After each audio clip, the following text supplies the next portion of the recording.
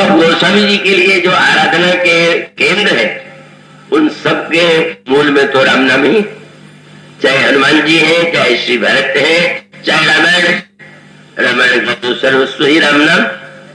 क्योंकि जब भगवान शंकर राम नाम को ही रामायण का सार मानते हो और 100 करोड़ रामायण में केवल राम नाम ही उन्हें चाहिए, रामचरित सतकोटि लिए महेश जजिए जाने, तो मानो निर्विवाद रूप से यह जो नाम की महिमा है गुरुदेव के द्वारा, रामायण के मूल रचयिता शंकर जी के द्वारा, भरत जी के जीवन में, हनुमान जी के जीवन में, इसलिए गोस्वामी जी के ग्रंथों में नाम के प्रति जैसी आस्था है और जितने रूपों में उन्होंने नाम का वर्णन किया, और वे सबको निमंत्रण दे देते हैं कि बस आपको जो भी चाहिए, आप सकाम है, निष्काम है, ज्ञानी है, योगी है, भक्त है।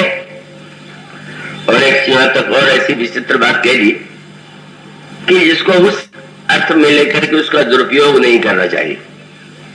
भगवान के विषय में तो प्रसिद्ध है, निर्मल मन जन सोम ही पावा, मोह कपट छल छिद्र न भावा। किसी ने गोस्वामी जी से कहा कि भगवान राम को तो कपट छल छिद्र अच्छा नहीं लगता, तो केवल कोई दिखावे के लिए दम्भ से राम नाम का जप करे तो उसको लाभ होगा कि नहीं।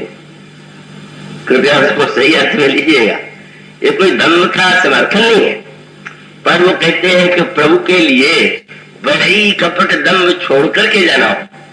तो विनय पत्रिका में उन्होंने कह दिया, बस उन्होंने कहा ये राम नाम का जो जप है, दम्भ होते कल नाम कुंभज सोच सागर सोच। दम्भ से लिया गया राम नाम भी मनुष्य के शोक के समुद्र को सुखा देता। और अगला वाक्य, राम नाम प्रभाव सुनी तुलसी ही परम संतोष। किसी ने कहा महाराज चुनाव साहित्यिक भी है, कवित्वपूर्ण भी है, और उसके पीछे भावना है।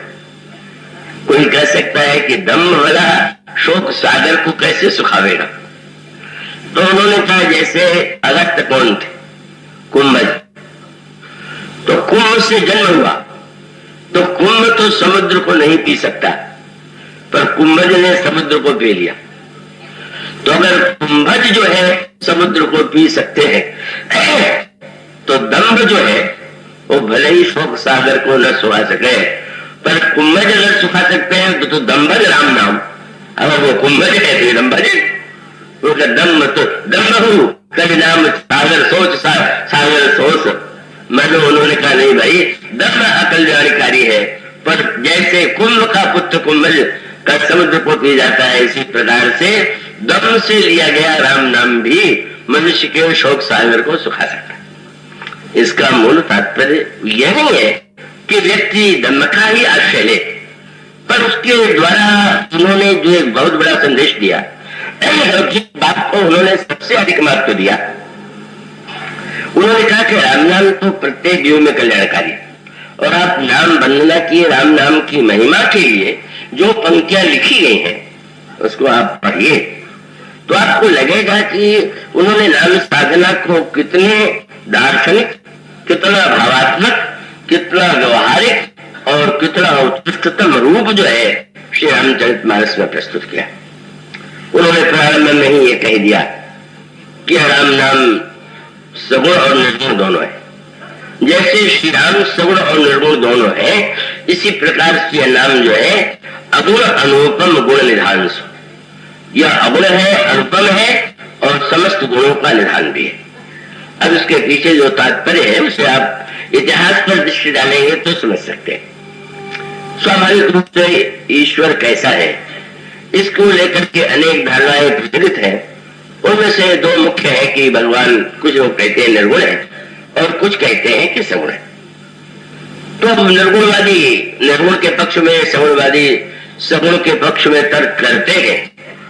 पर गोस्वामी जी से जब पूछा गया कि आपकी दृष्टि में ये निर्गुण और सगुण के संदर्भ में कौन श्रेष्ठ है, तो आपने यहाँ पर इस देश में जो तुलसीदास जी से पहले भी संतों की परंपरा रही है, कबीरदास जी हैं, नदो है और अनेक संत हैं, उन संतों ने ईश्वर को सगुण तो नहीं स्वीकार किया। ईश्वर को सगुण तो कबीर नहीं मानते, दादू नहीं मानते, अनेक निर्गुण निराकारवादी संत नहीं मानते।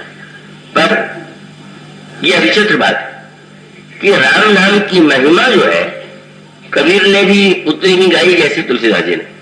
गुरु नानक की वाणी में भी आपको राम नाम की महिमा मिलेगी, कबीर की वाणी में भी राम नाम की अद्भुत महिमा मिलेगी, और भक्तों के जो दिखाए गए पद हैं उनमें तो राम नाम की महिमा का वर्णन किया ही गया है। उसके पीछे गोस्वामी जी का तात्पर्य है कि वस्तुतः जो नाम अगर केवल सगुण होता तो स्वाभाविक है जो सगुण साकारवादी होते उसे स्वीकार करते, पर नाम तो अगुण भी है और नाम तो सगुण भी है। अब इसकी व्याख्या थोड़ी जटिल है, उसको बहुत विस्तार नहीं देना चाहूंगा, पर उसको सूत्र के रूप में इतना समझ ले। एक तो पहले उसका अंतरंग दृष्टि से विचार करें।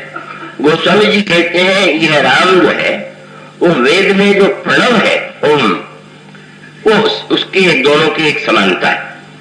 तो ओम और राम में एक सांकेतिक अंतर है, और वो सांकेतिक यह है कि ओम का पहला अक्षर अ है जो स्वर है, और राम का जो पहला अक्षर र है वह व्यंजन है। तो स्वर और व्यंजन का अभिप्राय यह है, उसका तात्पर्य है कि निर्गुण प्रधान तत्व की दृष्टि से ओम में अकार है और सगुण तत्व की प्रधानता से रकार है। परंतु में तो म में परिणति दोनों की है, चाहे ओम हो चाहे राम हो। पर गोस्वामी जी कहते हैं कि जैसे ओम के प्रणव के द्वारा व्यक्ति उसका स्मरण करके जप करके धन्य होता है, उससे महिमा राम नाम की कम नहीं। और इसलिए उन्होंने कई दृष्टियों से इसको समझाने की चेष्टा किया। उन्होंने उनसे पूछा गया कि अगुण माने तो सगुण की क्या जरूरत। तो गोस्वामी जी के जो जिस पक्ष का और भक्त होता है तो उसको तर्क भी वैसे सूझता है। बाबूजी रामायण में गोस्वामी जी ने कहा अंक अगुण आखर सगुण। जब आप भी वही खाता लिखे या किसी को रुपया दे और लिखा पढ़ी करे तो उसका अंक को लिखने के लिए तो अंक गणित के जो अंक है वही देना पड़ेगा। अगर आपको 1 लाख लिखना है तो 1 लिख करके उसके साथ शून्य आप बार जोड़ दीजिए तो 1 लाख माना जाएगा। लेकिन आप हर कागज में ये परंपरा पाते हैं कि जो अक्षर में जो लिखा गया पहले अंक में उसी को फिर 1 लाख रुपया। तो गोस्वामी जी ने कहा कि अंक जो है वो तो निर्गुण है और ये जो अक्षर है यही सगुण है। क्यों लिखते हैं? क्या उन्होंने कहा डर ये लगता है कि 1 लाख लिखे और कोई व्यक्ति 10,000 बना दे या 1 लाख से ज्यादा बड़ा बना दे, तो मिटाने का सबसे बढ़िया उपाय यही है कि उसके बगल में अक्षर में ही लिख दिया जाए। तो उन्होंने कहा कि अगुण से भ्रम बना रहता है कि कहते हैं कि है, पर प्रामाणिकता जब तक राम नाम का अक्षर भी न लिख दे तब तक वो प्रामाणिक नहीं है, भ्रम का निवारण करने वाला नहीं। भक्त ने गोस्वामी जी ने इसके लिए बड़ी सुंदर अंक का गुण आखर सगुण। फिर उन्होंने दूसरी युक्ति कि आप अगुण और सगुण दोनों स्वीकार करते हैं, फिर भी दोनों में से आपके हृदय में किसके प्रति अधिक महत्व बुद्धि? तो गोस्वामी जी ने कहा कि हमारे आपके घर में अगर 2 अतिथि आ जाए, 2 मेहमान आ जाए, तो क्या हृदय व्यक्ति दोनों में से लौटा देगा कि भाई मेरे यहाँ कितनी जगह है लौट जाइए? वो तो दोनों का सत्कार करेगा। तो दोनों के सत्कार के लिए उन्होंने कहा कि निर्गुण और सगुण जब दोनों मेरे सामने, दोनों का निर्गुण का तत्व और सगुण का रूप सामने आया, तो मैंने अपने शरीर के अंगों में उनको अलग अलग स्थान दे दिया। कैसे? ये निर्गुण से मैंने कहा कि आपके लिए तो हृदय उपयुक्त है। अब उपयुक्त क्या हो तो निर्गुण हो, हृदय में रहते ही है, उससे तो निकालना भी संभव नहीं। तो हृदय में तो निर्गुण है, तो सगुण साकार को आपने कहां स्थान दिया? गौड़ी रामायण में आपने कहा ही निर्गुण नैनने सगुण, सगुण को मैंने अपनी आंखों में बसा लिया। और इससे बढ़िया बात क्या होगी? रूप जो है वो तो नेत्र का ही विषय है और नेत्र का विषय है तो उसको तो नेत्र में भक्त के भगवान के रूप को भक्त अपनी आंखों में बसाता है। बजलोचन जिस समय उपदेश दिया लोमस जी ने निर्गुण निराकार ब्रह्म का वसुंधरा जी को और तर्क से उसका समर्थन किया, तो उन्होंने कहा महाराज मैं आपकी बात सुनूंगा पर अभी नहीं। अभी क्या चाहते हो? महाराज ये हमारी समस्या ये है कि दो अतिथियों में जो भूखा हो उसी का पहले उसको भोजन भी तो कराना है। तो उन्होंने कहा पहले आप सगुण साकार का वर्णन करके दर्शन करा दीजिए, भर लोचन बिलो की अवधेशा, तब सुनी हो निर्गुणोपदेशा। एक बार नेत्रों से भर लोचन मैं श्री राम का दर्शन कर लूं तो आप जो सुनाएंगे। कान की बात छोड़िए, पहले आंख की तृप्ति कीजिए। गोस्वामी जी ने कहा हृदय में निर्गुण और नेत्रों में सगुण, फिर भी अतिथि अतिथि में भेद तो हो जाता है। किसी को अच्छा कमरा दिया जाए, किसी को उससे थोड़ा न्यून दिया जाए, तो आपने एक को नेत्र में दूसरे के हृदय में, इन दोनों में आपको कौन सा स्थान किसको देने के पीछे क्या भावना थी? तो इनमें निर्गुण अतिथि और सगुण अतिथि, इन दोनों में आपकी दृष्टि में श्रेष्ठ कौन है? तो स्वामी ने तुरंत कहा इन दोनों की अपेक्षा तीसरा जो है वो मेरी दृष्टि में अधिक श्रेष्ठ था और उसको मैंने कहा रहने के लिए स्थान दिया। ये निर्गुण नहीं सगुण, पर निर्गुण से और सगुण से श्रेष्ठ कौन है? बोले राम का नाम। और इस राम धाम को ही निर्गुण नहीं सगुण रसना राम सुनाम। तो कैसा लगता है? दृष्टांत दिया जैसे कोई हीरा हो वैसे भी बड़ा मूल्यवान है, पर अगर सोने की मंजूषा में सजा दिया जाए तो और शोभा बढ़ जाती। तो निर्गुण और सगुण तो मानो स्वर्ण मंजूषा के दो भाग हैं और उसमें जीवा पर राम का नाम रत्न के रूप में रखा हुआ। ये निर्गुण नयन सगुण रसना राम सुनाम, मगव पुरट संपुट लसत तुलसी ललित ललाम। पर इसके पीछे केवल काव्य नहीं है, इसके पीछे एक दर्शन, और उस पर आप दृष्टि डालेंगे। इसका अभिप्राय ये है, और इसका भी दृष्टांत गोस्वामी जी ने दिया, और वो दृष्टांत बड़ा समझने योग्य। दो तीन बातें गोस्वामी जी कहते। एक तो गोस्वामी जी ने ये कहा कि वस्तुतः वही प्रश्न है, सगुण अगर ईश्वर है तो बाहर की ओर दिखाई देगा। अगर हम नेत्र खोल के देखेंगे तो ही तो रूप सामने होगा, और अगर निर्गुण है तो आंख मूंद करके अपने अंतर हृदय में उसका साक्षात्कार करना होगा। तो ये तो बाहर है और एक भीतर है। अब यह जो साधना का दो पक्ष है, निर्गुण निराकारवादियों की साधना जो है वो अंतर हृदय की है। वो कहते हैं बाहर कहाँ तुम ढूंढ रहे हो? कबीर तो ये कहते हैं वो कहाँ ढूंढता बंदे, मैं तो तेरे पास रहे, ना मंदिर में ना मस्जिद में ना काबा कैलाश में। मानो भीतर देखो, बाहर कहाँ? बाहर भटकने और खोजने की कोई आवश्यकता नहीं। और सगुण साकारवादी भक्त कहते हैं कि नहीं भीतर क्या, बाहर देखो। गोस्वामी जी ने तो एक बार कुछ कठोर शब्द में फटकार दिया। कोई ऐसा साधु जो अपने को योगी दिखाना चाहता था, नाथ संप्रदाय का वो साधु वेशधारी था, तो वो स्वाभाविक रूप से गोस्वामी जी बैठे थे, तो अलग ये अलग निरंजन शब्द जो है योगियों का परम प्रिय शब्द है। ओखला जी के संप्रदाय में भी अलग शब्द जो है, और अलग का अभिप्राय है कि जो दिखाई न दे। निर्गुण है तो दिखाई कैसे देगा, और दिखाई नहीं देगा तो अलग अलग है। तुलसीदास जी ने जो सुना तो थोड़ा कुछ ऐसी मुद्रा थी कि नाराजी के स्वर में उसको उन्होंने फटकारते हुए कहा, बड़ा लक्षण उपदेश दिया। वे कहते हैं हम अलग कह रहे हो, अलग अलग तुम क्या कर रहे हो? ये अपने देश के द्वारा लोगों को अपने को ही जो दिखाने की चेष्टा कर रहे हो। ईश्वर को अलग कह रहे हो और तुम स्वयं अपने को दिखाना चाहते हो। तो उन्होंने कहा हम अलग, हम हमारे लोग और हम हमारे के बीच। बड़ा दार्शनिक उपदेश था। तुम विचार करके सोचो तो कौन हो तुम और कौन हमारा है, और और इस हम और हमार के बीच में, अहम और तुम के बीच में कौन है? और शब्द था हम लख, हम ही हमार लख, हम हमारे के बीच।